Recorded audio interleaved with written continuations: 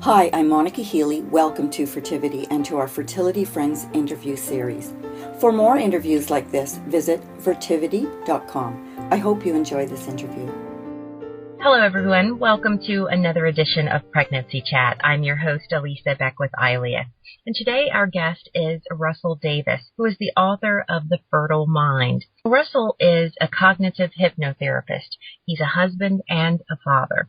He is the National Council of Hypnotherapy's fertility advisor and is experienced in working with individuals and couples in his successful London and now Cornwall practice. As well as being their fertility advisor, Russell is also a supervisor and registered member of the National Council of Hypnotherapy, registered under the UK government's Complementary and Natural Healthcare Council.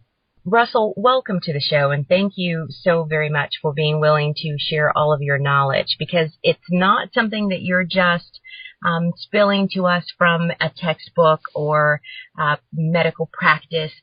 What we will be talking about today is something that you know of very well, because you and your wife experienced double fertility, and after 10 years, you finally did conceive naturally and have a wonderful son. Is that correct? That's correct, yes. And it's a pleasure to be with you, yes. And this is something that, things I want to share, I wish we knew on our journey, and we could look back and see how much, we knew this stuff, and would have sped that 10 years up somewhat dramatically, yeah.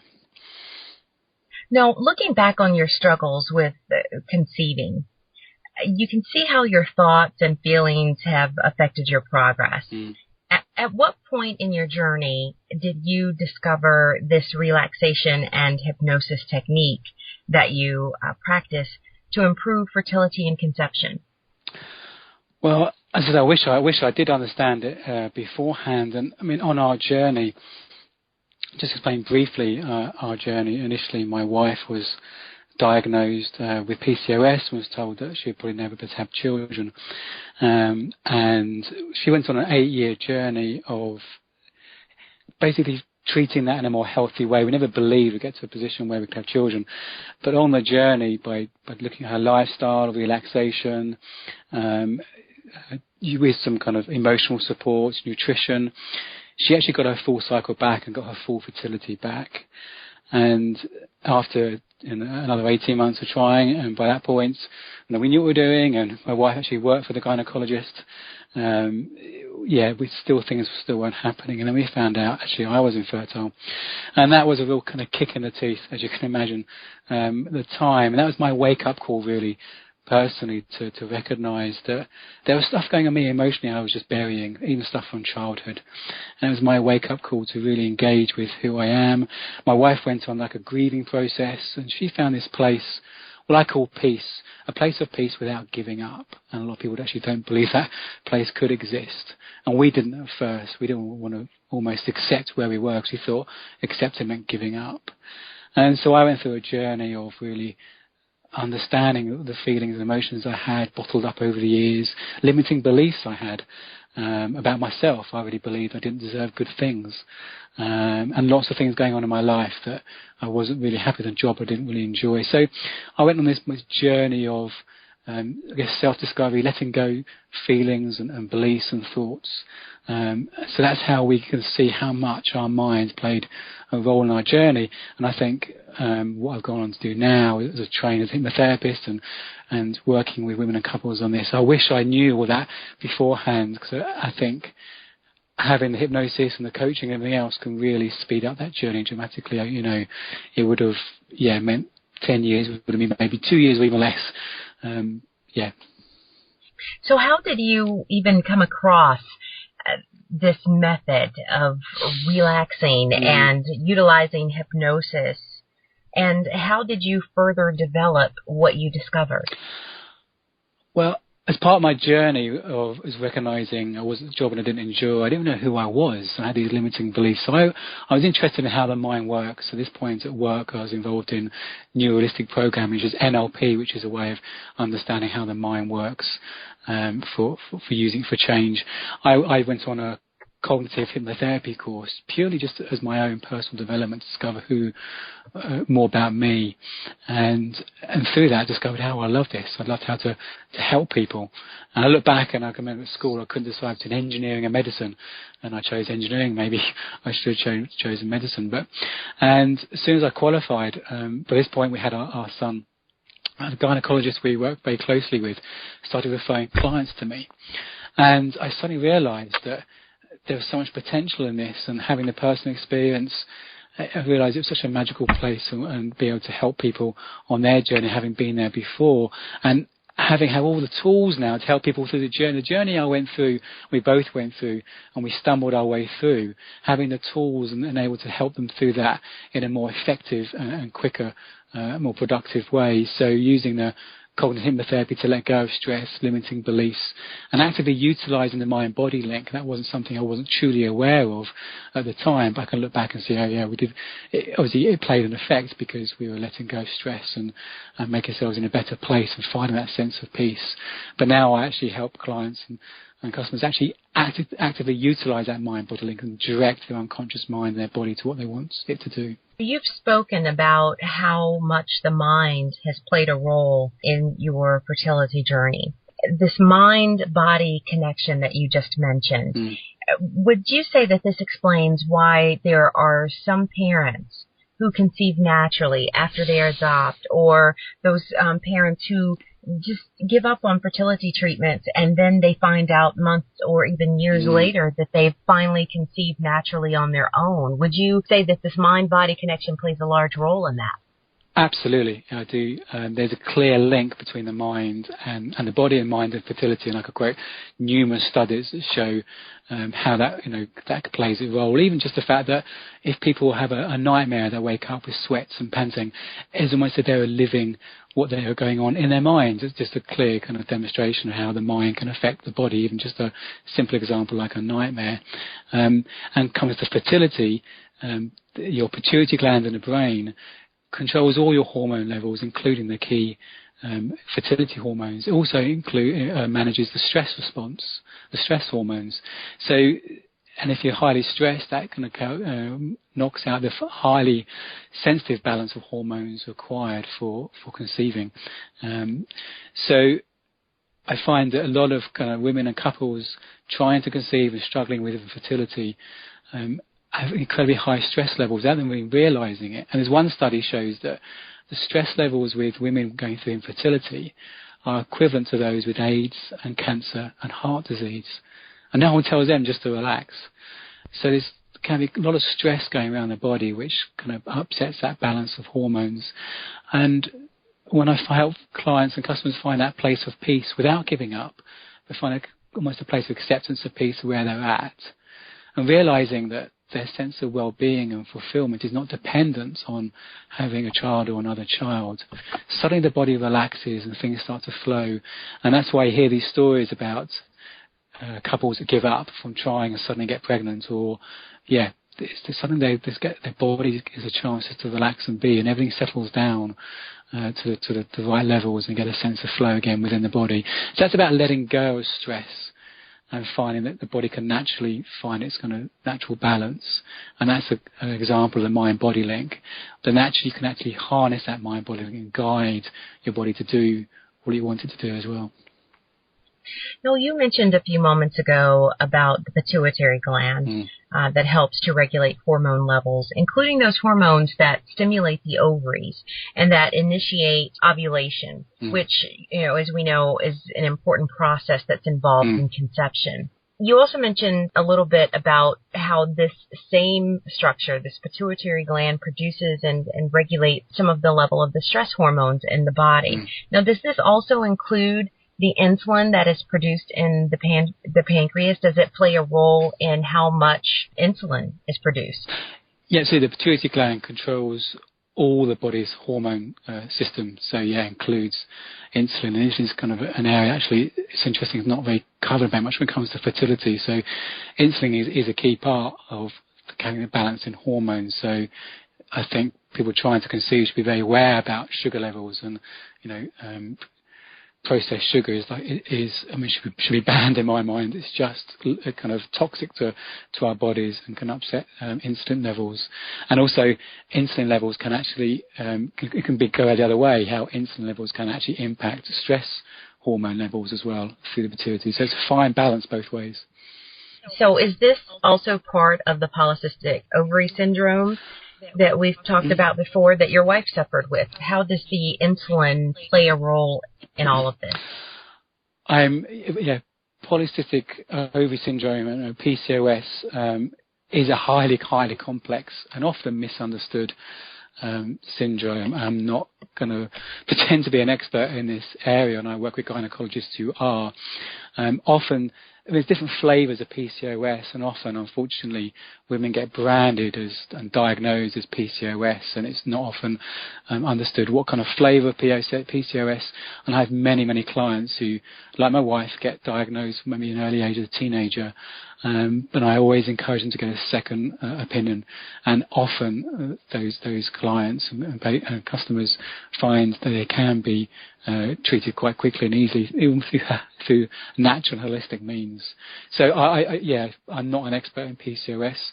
All I do know is it's a very highly complex area and often misunderstood area. Now, I've read that there are about 25% of young women today who are affected by polycystic ovary syndrome, or PCOS. Was your wife's PCOS alleviated in any way with the help of hypnosis, or were there medical treatments involved, or was it kind of a combo of both? It was very much, she was fed up with the medical treatments involved. Every time she went back to her GP or the consultant, gave her stronger medication, and that was what triggered her to think there must be a more natural way of managing this, never believing she could actually cure it or treat it, let it go. And that's when we understood about PCOS being highly complex, and through natural process of lifestyle, diet, some emotional support. It wasn't hypnosis at the time because we weren't really aware of it or understand this before. I got a really understanding and an interest in hypnosis as an area. So, if we did it again, it would involve hypnosis, and I think she'll get that journey quicker. But it was mind-body kind of processing and techniques that enabled her to get her full fertility back. Tell me a little bit about the fertile mind and how you've gone about developing it. As I say, it's born about the gynecologist referring kind of fertility patients to me, and working with them, I recognised this was an area I'd just like to do more and more in, having the personal experience and seeing how much a difference it can make, and also recognising that for a lot of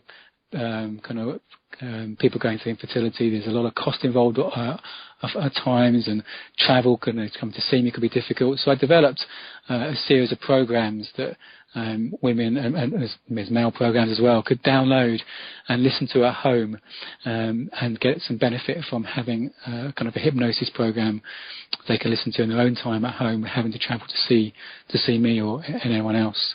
A lot of people do come and see me for one-to-one face-to-face sessions, but having something that they can get them going with, and often that's all they need. And I get a lot of testimonials and people telling me how much it's helped them to find a sense of peace on their journey. And we've had some quite incredible stories of how their biological changes as well. So I developed the programs to make this more accessible to people. I'm quite passionate about, educating people to recognise how much the mind affects their experience of things moment to moment, and how they can utilise that for their benefit. When we talk about hypnosis, would you say that this is related to the law of attraction? I think it depends on the individual's model of the world. The way it's designed is some people who believe in that, you'll find it fits in quite nicely, that others don't. It still fits in quite nicely. It's designed to really give a framework that the client or the customer can really utilise their own beliefs or understandings. For me, it's about focusing inwardly on your body. But where does that channel something from outside? If someone kind of really believes that, then it can utilise that. I don't purposely put something in, build that into the program, because some people just won't connect with that. Just like I don't tell someone where to go to relax, because typically on a hypnosis or meditation or relaxation CD, you might hear someone say, imagine walking by a beach, but actually maybe a beach isn't the most relaxing place for everyone. So it's almost kind of carefully crafted so people can utilize their own experiences and their own beliefs and their own model of the world, if that makes sense. It does. So you mentioned that this is a powerful self-hypnosis program that's used by both the men and women. And just as you mentioned about walking along the beach, and it may be relaxing for some people and for others it may not be, that seems to fall into the category that no one's journey or experience is the same. So can this program be used to interact with your partner, or is it a personal, each on his own journey? Yeah, each one has, there's a male program, there's a female program, so each individual has their own program to listen to, and they have their own experience while they're listening to it, and that's actually quite personal. And so, my experience of the journey is not the same as everyone else's. I know that I can understand, I can. Often there are some common traits to the journey, but everyone's experience of situations is unique. So everyone has their own personal journey they go on as they do the program. But there is a knock-on effect where they can see how they may be interacting with their partner differently as a result. When I do coaching, that's more about how people think about all sorts of things in their life, including their relationship, whether I'm coaching just one of the partner or coaching a couple. But yeah, the kind of hypnosis programs is very much everyone has their own journey, but there is a knock-on effect and how they see the world, experience the world, including their relationship. In doing the research and reading through some of the things that you had mentioned on your site in connection with the fertile mind, one of the things that you mentioned is that people tend to experience a shift in how they feel all the next day after utilizing this program, not just while listening to the hypnosis or relaxation audio, but it's something that carries on into the next day. One of your quotes was, they also find themselves taking care of themselves, for example, what they eat, effortlessly, as their unconscious mind is being retuned to what they want. This is some incredible stuff. I mean, I really am at this point where it's like, can you please expound on this a little bit more for me? Yeah, absolutely. For me, it's like a difference between relaxation and hypnosis. Relaxation gets you nicely relaxed in that moment, but as soon as you come out of it, the effects of it can wear off quite quickly. When it's hypnosis, we're actually retuning your unconscious mind. Over 90% of your behavior is actually driven by your unconscious mind, not your conscious mind. People go into trance many times a day. Trance is not a very special state only a hypnotist can get someone into.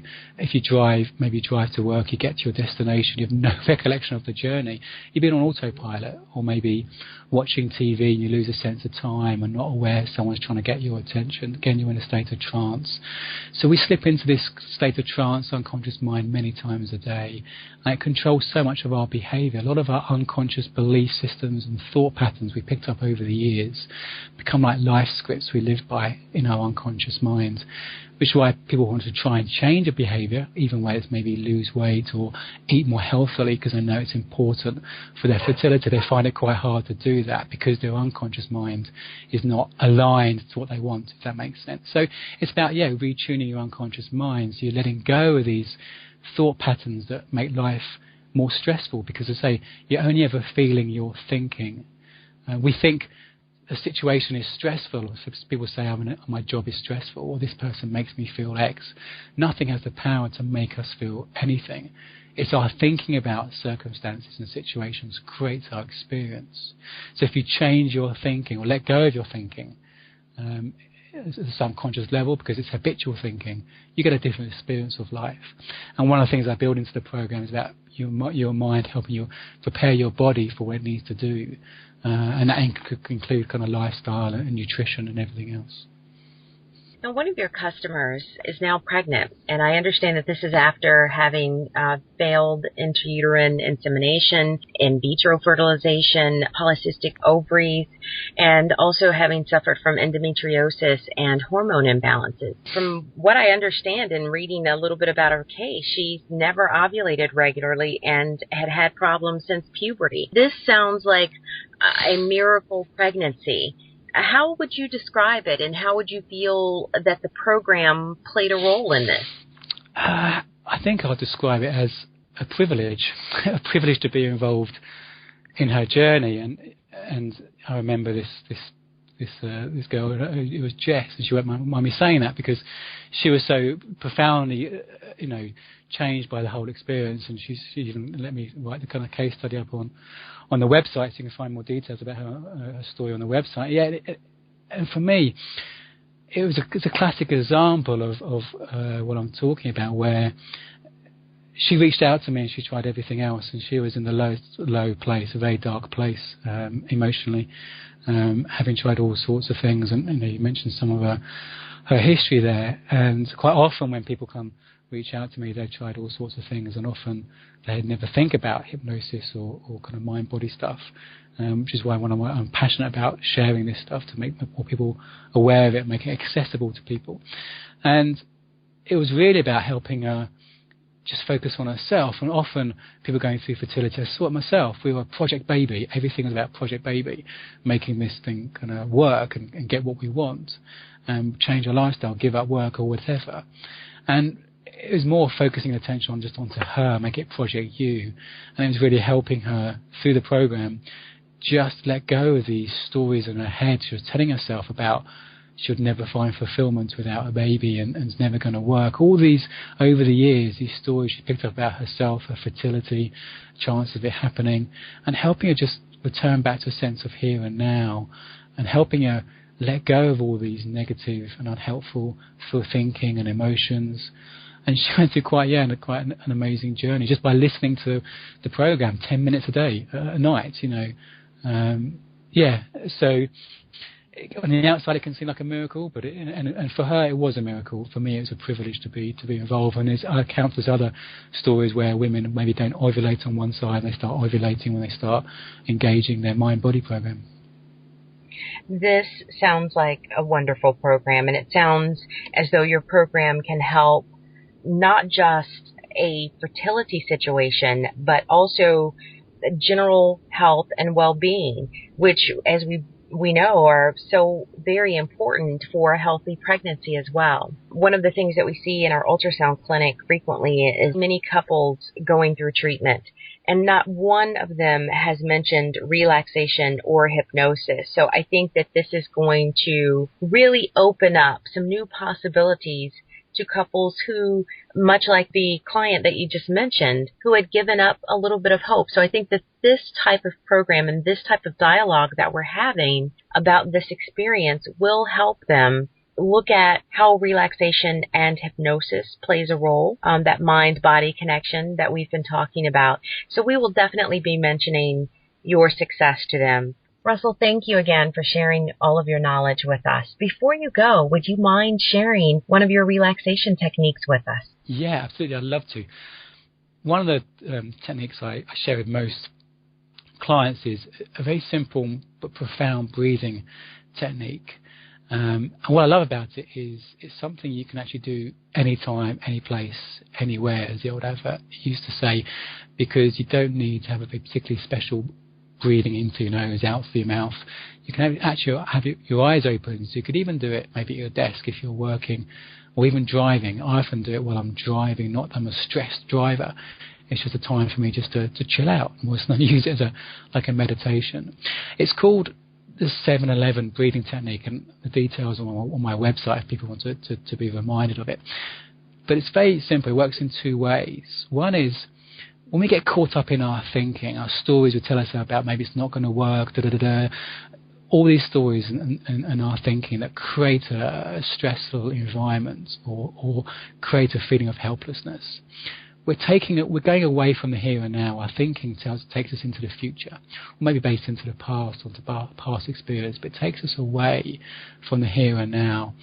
So when you focus on your breath, it brings you back to the here and now, because your body's always in the here and now, which is why kind of any meditation or yoga, anything that focuses on your body is very relaxing.